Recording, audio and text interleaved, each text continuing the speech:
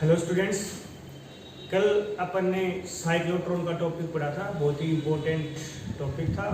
तो उसका आपको प्रिंसिपल है, वर्किंग है, लिमिटेशंस हैं या फिर यूजेज हैं, सारे पॉइंट्स आपको एक एक करके आपको बताया था। अच्छी तरह से आप कर लेना उसको, ठीक है। तो उससे आगे अपन नेक्स्ट टॉपिक स्टडी करते हैं आज यहाँ पे। तो देखिए, नेक्स्ट टॉपिक का नाम होगा यहाँ पे मैग्नेटिक फोर्स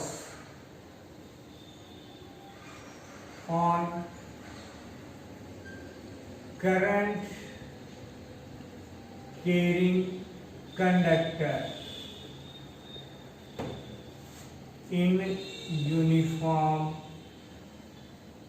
मैग्नेटिक फील्ड। मतलब एक समान चुंबकीय क्षेत्र में धारावाही चालक पर चुंबकीय बल, magnetic force on A current carrying conductor in uniform magnetic field, ठीक है। तो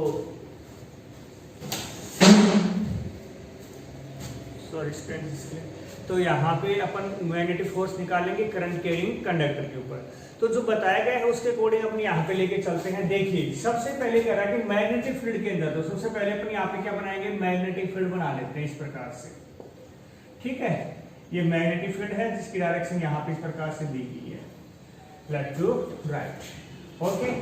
अब कह रहा है कि इसके अंदर कोई करंट कैरिंग कंडक्टर है। मान लीजिए मेरे पास कंडक्टर यहाँ पे मैंने ये मान लिया है, तो इस ये कंडक्टर है जिसका एरिया क्रॉस सेक्शन मान लीजिए ए है और लेंथ कितनी है यहाँ से यहाँ तक एल है, ठीक है। और जो कि मैग्नेटिक फील्ड के अंदर थीटा एंगल्स के साथ क्या हुआ है, रखा हुआ है। और क्या कह रहे हो, करंट कैरिंग है, जिसका मतलब इसके अंदर करंट क्या कर रहा है, फ्लो कर रहा है, जिसके अंदर आई करंट क्या हो रहा है, फ्लो कर रहा है। तो कंडीशन के अकॉर्डिंग करंट कैरिंग कंडक्टर होगा जो कि यूनिफॉर्म मैग्नेटिक फील्ड के अंदर रखा हुआ है, तो इसके ऊपर कितना मैग्नेटिक फोर्स लगेगा वो हम यहाँ पे निकालेंगे। तो देखिए यहाँ पे किस प्रकार से मैं आपसे पूछूं, यहाँ पे वॉल्यूम ऑफ कंडक्टर कितना होगा, वॉल्यूम ऑफ कंडक्टर कितना होगा। वॉल्यूम क्या होता है, एरिया इनटू में लेंथ, एरिया क्रॉस सेक्शन कितना है ए, लेंथ कितनी है एल, तो ये वॉल्यूम हो गया। मान लीजिए if n number of free electron present in conductor per unit volume, मतलब पर यूनिट वॉल्यूम के अंदर कितने नंबर ऑफ फ्री इलेक्ट्रॉन्स है, एकांक आयतन में कितने number of free electrons present है, n है। तो total number of free electrons कितने हो गए कंडक्टर में, एक यूनिट वॉल्यूम में n है तो 2 में 2n, 3 में 3n और an में nan। तो टोटल क्या आ जाएगा आपके पास, total number of free electron in conductor कितना आ जाएगा भाई, total number of free electrons in the conductor is equal to क्या आ जाएगा आपके पास, nan। तो आपको फ्री इलेक्ट्रॉन से तो मूव कर रहे हैं, करंट फ्लो कर रहा है, तो मतलब ये फ्री इलेक्ट्रॉन्स क्या कर रहे हैं, मूव कर रहे हैं। और इलेक्ट्रॉन मूव करने का मतलब क्या मूव करते हैं, चार्ज। एक इलेक्ट्रॉन पे कितना चार्ज होता है, ई। तो टोटल मूविंग चार्ज कितना हो जाएगा, बोलिए, टोटल मूविंग चार्ज क्यू से नेट कर देता हूं, कितना हो जाएगा, एक पे एक इलेक्ट्रॉन पे एन ई, तो 2 पे 2 ई, 3 पे 3 ई, ऐसे एन पे एन ई से मल्टीप्लाई कर देंगे, एन ई ए एल, ये total number of moving charge आ गया आपके पास। और आपको पता है कोई भी चार्ज मैग्नेटिक फील्ड के अंदर मूव करता है तो उस पर क्या लगता है, मैग्नेटिक फोर्स। तो क्या आ जाएगा, मैग्नेटिक, इसलिए magnetic force on moving charge कह दो चाहे, और ये मूविंग चार्ज किसमें फ्लो कर रहा है, कंडक्टर में, या फिर क्या कह दीजिए, करंट कैरिंग कंडक्टर। कितना हो जाएगा भाई, क्या होता है फॉर्मूला फोर्स का, F equal to QVB sine theta. तो V की वैल्यू पुट कर दीजिए, तो क्या आ जाएगा, पुटिंग वैल्यू ऑफ Q क्या आ जाएगा, F equal to NEAL V B sine theta. अब देखिए मैं इसको इस प्रकार से ले लेता हूँ, एक बार एन ई ए बी को आगे रख लेता हूँ, एल बी साइन थीटा इस प्रकार से। कोई दिक्कत है? सिर्फ बी को आगे लिखा है। क्यों लिखा? मैं आपको ध्यान हो तो मैंने रिलेशन करवाया था आपको एक चैप्टर के अंदर करंट वाले में, I equal to N E A B D. B D क्या थी वहाँ पे? Drift velocity. क्या थी? Drift one way. Drift velocity कब होती है? जब करंट फ्लो करता है। तो यहाँ पे करंट फ्लो हो ही रहा है तो वेलोसिटी कौन सी यहाँ पे? ड्रिफ्ट वेलोसिटी है। इसलिए हम इस एक्सप्रेशन को क्या लिख देते हैं? I लिख देते हैं। तो क्या आ जाएगा? इसलिए F इक्वल टू क्या आ गया? I L B sine theta. ये आपके पास आंसर आ गया। अगर आप इस प्रकार से लिखना चाहो तो लिख दीजिए, चाहे I L क्रॉस B। ठीक है, इसकी ये मतलब वेक्टर क्वांटिटी है। डायरेक्शन कैसे बताते हैं आपको पता है? इस तरह से कैसे राइट हैंड स्क्रू रूल के द्वारा इसकी डायरेक्शन है बता देंगे हम। ठीक है, तो इस प्रकार से यहाँ पे हमने क्या निकाल दिया है? मैग्नेटिक फोर्स निकाल दिया है किसके अंदर? करंट कैरिंग कंडक्टर के ऊपर। कब? जब वो किसी यूनिफॉर्म मैग्नेटिक फील्ड में रखा जाता है। ठीक है, तो अब इसे इसके अंदर कुछ पॉइंट्स हैं, यहाँ पे कई बार फुल मार्क्स में पूछ लिया जाता है। तो सबसे मान लीजिए सबसे पहला पॉइंट वही, जैसे मान लीजिए कैसे रखा जाए? Parallel to magnetic field. Magnetic field के पैरेलल रखा जाता है तो थीटा की वैल्यू कितनी होती है? 0। तो साइन 0 कितना होता है? 0। तो इससे आप इक्वल टू क्या आ गया आपके पास? 0 आ गया। तो ये फोर्स आपका क्या हुआ? मिनिमम हुआ। इसी प्रकार से मान लीजिए कैसे लिखा जाए? Perpendicular to magnetic field. Magnetic field के परपेंडिकुलर रखा जाए। परपेंडिकुलर केस में एंगल कितने का होता है? 90। और साइन 90 कितने का होता है? 1। इसलिए फोर्स इक्वल टू क्या आ गया? क्यू वी सॉरी क्या आएगा? आई एल बी, क्योंकि I L B sine theta sine theta equal to 91 हो गया। तो कितना आ गया? I L B. ये आपके पास क्या आ गया है? मैक्सिमम। याद रखना, चार्ज मूविंग चार्ज और करंट कैरिंग कंडक्टर दोनों में फर्क है। वहां पे QEB होता था, यहाँ पे क्या है? ILB है, क्योंकि वहां पे QEB साइन थीटा था, यहाँ पे क्या है? ILB साइन थीटा है। दो केस हो गए हैं। थर्ड केस मान लीजिए क्या कैसे रखा जाए? एंटी पैरेलल रखा जाए। Anti parallel to magnetic field. Anti parallel रखा जाएगा तो थीटा की वैल्यू कितनी आ जाएगी? यहाँ पे 180 आ जाएगी। कितनी आ जाएगी यहाँ पे? 180। और साइन 180 भी कितना होता है? 0। इसलिए F की वैल्यू भी क्या आ गई यहाँ पे? 0। तो ये यहाँ पे 3 केसेस आपके बनाए गए हैं, तो उनको 1 मार्क्स से पूछा जा सकता है या डेरिवेशन पूछा जा सकता है। ठीक है, इसको अच्छी तरह से करना। आगे देखिए,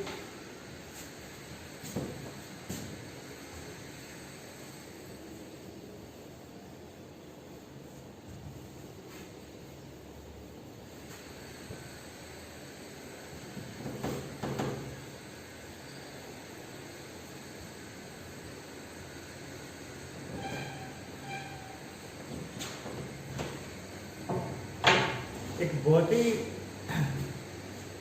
इम्पोर्टेंट टॉपिक रहेगा। उससे पहले थोड़ा एक छोटा टॉपिक करवा देता हूँ, उसके बाद करवाता हूँ, क्योंकि वो आगे टॉपिक में काम आएगा। इसलिए पहले एक और टॉपिक करवा देता हूँ। यहाँ पे है magnetic force between two parallel current carrying infinite long wires। मतलब आपके पास दो वायर हैं इनफाइनाइट लॉन्ग के, और दोनों कैसे हैं? पैरेलल हैं। और तो उनके में करंट फ्लो कर रहा है, तो उसके बीच में लगने वाला मैग्नेटिक फोर्स है, आप वो क्या करिए? मेजर कीजिए। ठीक है, कितना होगा? तो हम यहाँ पे 2 केस बना के चल लेंगे, किस प्रकार से क्या करंट होगा, कैसी कंडीशन होगी, थोड़ा ध्यान से देखना, वैसे कीजिए। ठीक है, फर्स्ट केस हम यहाँ पे direction of current is same, मतलब दोनों वायर हैं, उनमें करंट की डायरेक्शन क्या है? सेम होगी। तब की बात कर कि मान लीजिए आपके पास कोई 2 वायर हैं, ठीक है, मान लीजिए यहाँ से यहाँ तक की लेंथ मान लीजिए L मान लेते हैं, वैसे इनफाइनाइट लॉन्ग है और ये आपका A वायर है, ये आपका B वायर है, दोनों के बीच की डिस्टेंस कितनी है, D है। और दोनों में करंट की डायरेक्शन क्या बता रहा है, सेम बता रहा है। उसमें भी अपवर्ड है, इसमें मान लीजिए I1 है, इसमें कितनी है, I2 है। इस प्रकार से मान लीजिए यहाँ पे आपके पास दो पैरेलल वायर हो गए, करंट कैरिंग हो गए हैं और इनफाइनाइट लॉन्ग हो गया। अब इनके पीछे फोर्स कितना होगा वो हम निकालेंगे। एक बार के लिए लेफ्ट हैंड वायर को बोल दीजिए, बी वायर को देखिए। इस करंट कैरिंग कंडक्टर है तो स्टेट एक्सपेरिमेंट के अकॉर्डिंग इसके चारों तरफ क्या होगा, मैग्नेटिक फील्ड। मैग्नेटिक फील्ड के लिए डायरेक्शन हम कौन सी बताएंगे, यहाँ पे कैसे बताएंगे, right hand thumb rule, thumb किधर होना चाहिए, ऊपर की तरफ। तो मैग्नेटिक फील्ड के करवेचर ऑफ फिंगर क्या बताएगा, मैग्नेटिक फील्ड। तो मतलब मैग्नेटिक फील्ड किस प्रकार से आया आपके पास, ये ऐसे मतलब कैसे, एंटी क्लॉकवाइज। इस प्रकार से यहाँ पे इसके चारों तरफ क्या प्रोड्यूस हो गया, यहाँ पे मैग्नेटिक फील्ड हो गया है। ठीक है, ये मैग्नेटिक फील्ड आ गया।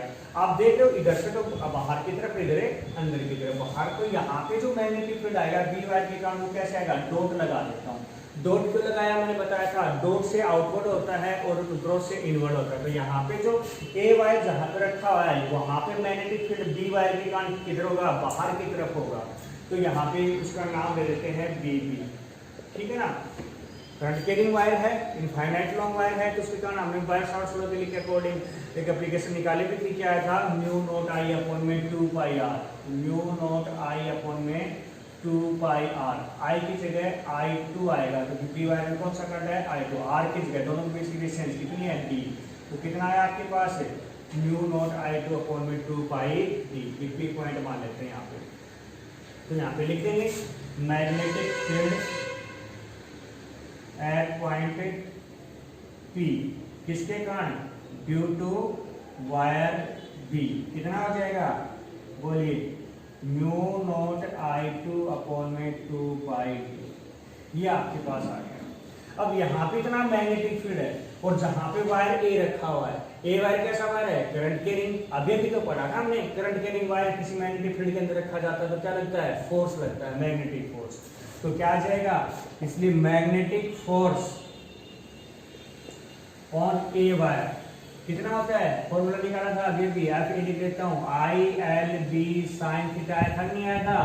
आई की जगह कितना कंट्रोल हो रहा है इसमें, I1। एल की जगह मान लेते हैं बी की जगह, बी कौन सा मैग्नेटिक फील्ड है, बी बी। तो क्या आ जाएगा यहाँ पे, B B sine theta. L और बी के बीच में, बी कैसे है यहाँ पे, बाहर की तरफ, एल कैसे है, ऐसे, कितना एंगल है, एल ऐसे, बी ऐसे, कितने का एंगल बना, 90 का।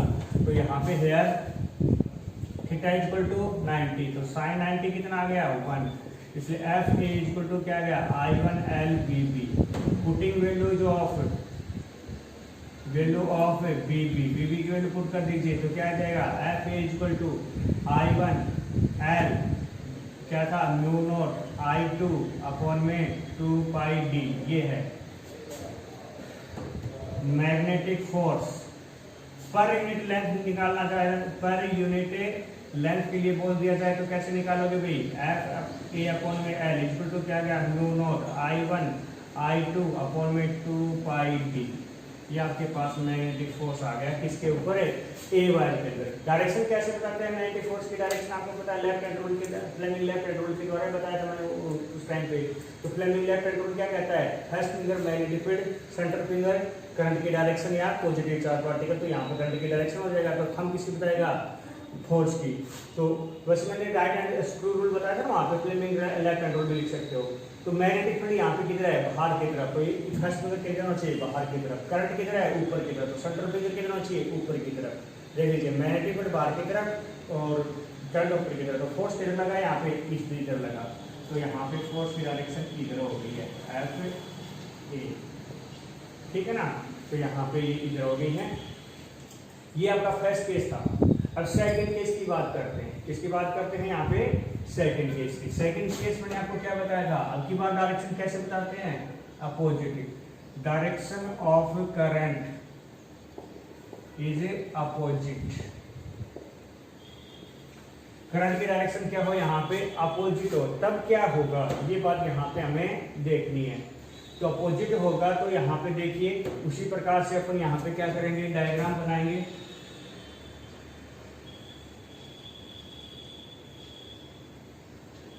ये ए वायर हो गया है, ये बी वायर हो गया, वही केस मान लेते हैं, दोनों के बीच की डिस्टेंस बी हो गई है। परंतु अब की बार करंट की डायरेक्शन मान लेते हैं, इसमें ऊपर की तरफ है I1, जिसमें नीचे की तरफ मान लेते हैं I2, मतलब करंट की डायरेक्शन क्या हो गई अब की बार है अपोजिट हो गई है।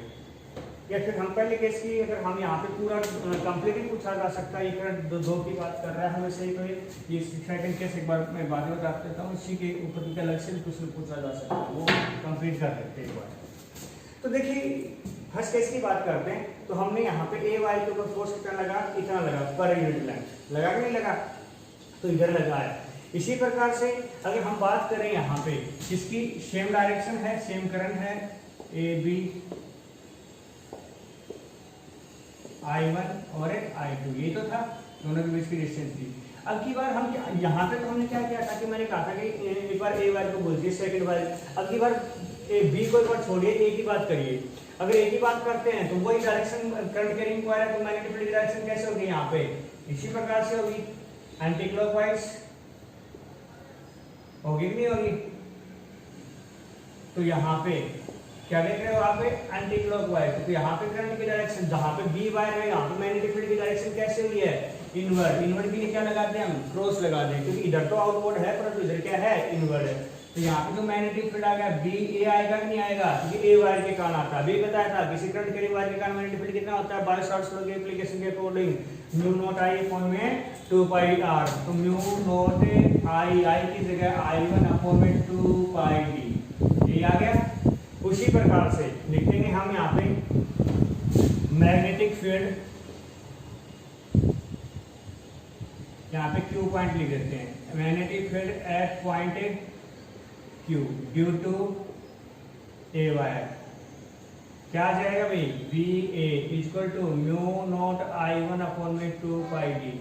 उसी प्रकार से इस बी ए के अंदर कौन सा वायर रखा हुआ है, बी वायर, जो कि कैसा वायर है, करंट कैरिंग, और करंट कैरिंग वायर के ऊपर क्या लगता है, मैग्नेटिक फोर्स। तो क्या आ जाएगा यहाँ पे, magnetic force on B wire, क्या आ जाएगा भाई, एफ बी लिख देता हूँ, म्यू नॉट सॉरी क्या होता है, I L B sine theta.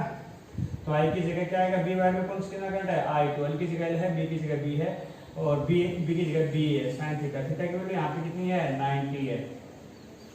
तो क्या आ जाएगा आपके पास यहाँ पे,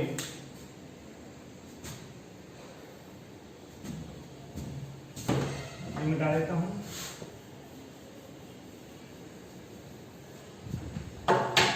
तो क्या आ जाएगा आपके पास यहाँ पे, एफ बी इक्वल टू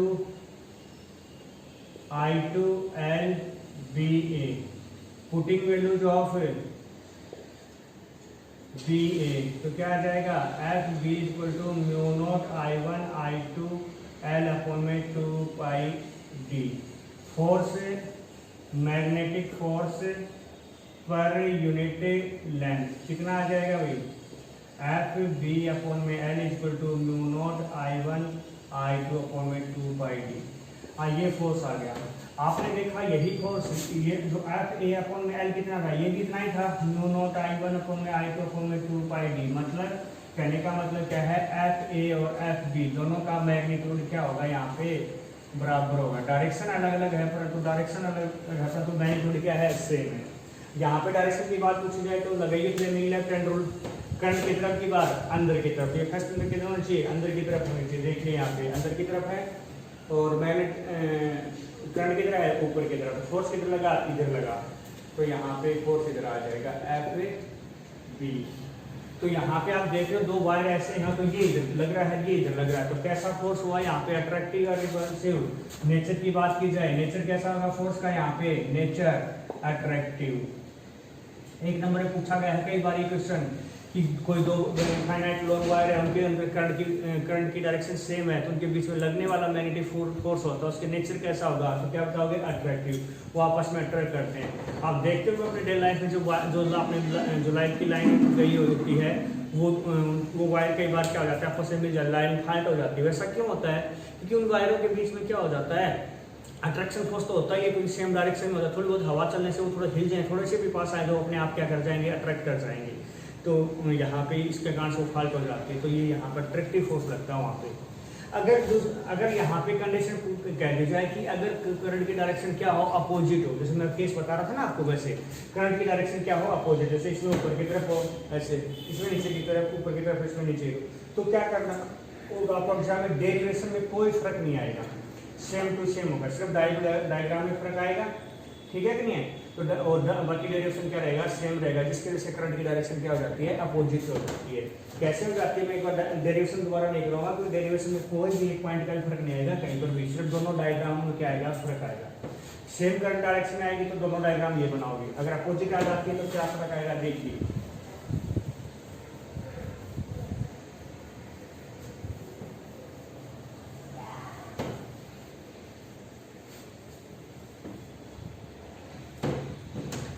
मान लीजिए करंट की डायरेक्शन क्या आ गई, अपोजिट आ गई अपनी बार, तो अब की बार यहाँ पे वायर तो वही है, तो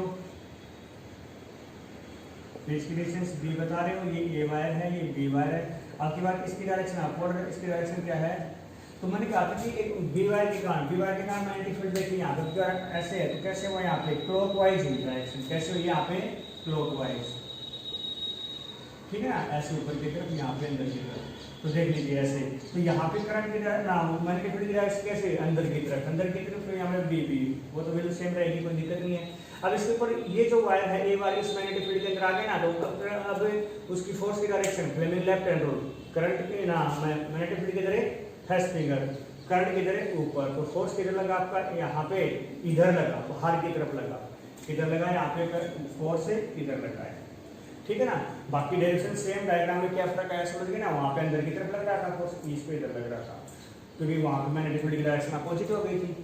इसी प्रकार से यहाँ पे दूसरा तो डायग्राम की बात कर रहा हूँ मैं, यहाँ पे जैसे यहाँ पे ए हो गया, ये क्या हो गया है, बी हो गया है, यहाँ पे की बार मैग्नेटिक फील्ड की डायरेक्शन बताओगे तो ये तो सेम रहेगी, यहाँ पे कैसे लगेगी, फ्लेमिंग लेफ्ट हैंड रूल, ऊपर की तरफ है तो बाहर की ओर के लिए क्या करते हैं, यहाँ पे डॉट, क्योंकि यहाँ पे देखिए नीचे बाहर की तरफ लगा ना, तो बाहर की तरफ क्या आ गया, यहाँ पे डॉट आ गया है, तो डॉट आ गया, तो यहाँ पे या फिर हमने इसके कांटो लगा लिया, और अब बी वायर की बात करते हैं, तो यहाँ पे ए वायर किया था, या कौन सा वायर किया था, यहाँ पे, तो बी वायर की बात करके अपन यहाँ बी वायर की बात कर रहे थे, देख लीजिए यहाँ पे करंट ऐसे आया ना, करंट ऊपर की तरफ गया, मैग्नेटिक फील्ड फिंगर ऐसे एंटी क्लॉकवाइज हो गई, तो यहाँ पे मैग्नेटिक फील्ड अंदर की तरफ। अब यहाँ पे इस वायर की बात करते हैं, तो मैं करंट की डायरेक्शन किधर है, होगी यहाँ पे, सॉरी उल्टा कर दिया है मैंने, सॉरी, देखिए यहाँ पे हमने करंट की मैग्नेटिक फील्ड किसके कारण रिप्रेजेंट किया,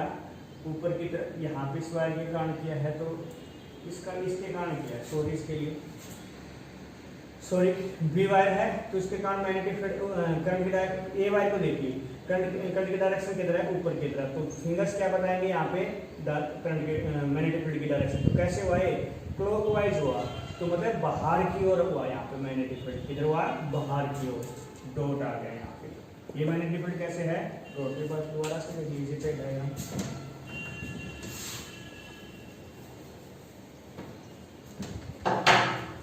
देखिए ये ए वायर है और ये बी है, करंट की डायरेक्शन I1 और I2 डिस्टेंस ये है, तो करंट ए वायर की बात कर रहा हूँ मैं भी, करंट कैसे ऊपर की तरफ, तो मैग्नेटिक फील्ड कैसे यूं, मतलब क्लॉकवाइज, ठीक है ना, ऐसे बाहर की तरफ और ये अंदर की तरफ, तो यहाँ पे बाहर की तरफ डॉट, तो डॉट मतलब बाहर की ओर, तो इस मैग्नेटिक फील्ड, इसका नाम क्या हो गया, बी ए हो गया, इसके अंदर मैग्नेटिक कौन सा वायर रखा है, बी, अब इसके ऊपर फोर्स कितना लगेगा, left hand rule, sorry left hand rule लगा दिया मैंने इसके अंदर, ये देखिए ए वायर हो गया है करंट की डायरेक्शन, सॉरी इसके अंदर क्या लगेगा, क्योंकि मैंने आपको बताया था कि कोई भी करंट कैरिंग कंडक्टर होता है उसके अंदर magnetic field magnetic field produce होता है, कौन सा रूल लगाते हैं, राइट एंड थंब रूल लगाते हैं, सॉरी इसके लिए कौन सा लगाते हैं, राइट एंड थंब रूल, तो यहाँ पे करंट की डायरेक्शन ऊपर है, तो करंट की डायरेक्शन ऊपर की तरफ है, तो करंट कैसे हुआ, एंटी क्लॉकवाइज हुआ, सॉरी इसके लिए, ठीक है, एंटी क्लॉकवाइज, तो यहाँ पे क्या आएगा, क्रॉस आएगा। अब इसके अंदर मैग्नेटिक फील्ड बी ए के अंदर कौन सा वायर रखा है, बी वायर रखा है, और इसके अंदर फोर्स लगेगा वो कौन से के द्वारा, ये आप कंफ्यूज मत होना, जैसे मैं हो गया था फ्लेमिंग लेफ्ट हैंड रूल लगेगा, Fleming left hand rule, current की डायरेक्शन नीचे की तरफ,